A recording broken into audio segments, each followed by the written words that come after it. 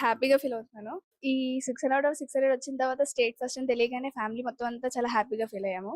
ఎక్సైటెడ్‌గా ఉన్నాం. అంటే సాధారణంగా 600 ఔట్ ఆఫ్ 600 రావడం అనేది చాలా కష్టం. అసలు ఇప్పటి వరకు ఎవరు స్కోర్ చేయలేదనే చెప్పుకోవాలి. ఆహ్, అలాంటి రికార్డ్‌ని సొంతం చేసుకున్నావు. అంటే ఏ విధంగా నువ్వు ప్రిపేర్ అయ్యావు? ఎన్ని అవర్స్ చదువుకునేదానివి? అలాగే స్కూల్ యాజమాన్యం గాని, ఇంట్లో పేరెంట్స్ గాని సపోర్ట్ చూడరు పాపం ఆ పిల్లగాడు.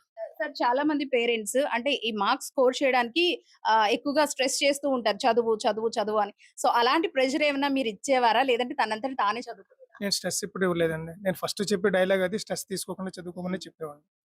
సరే ఏం చెప్తారు పేరెంట్స్‌కి గాని, పిల్లలకి గాని?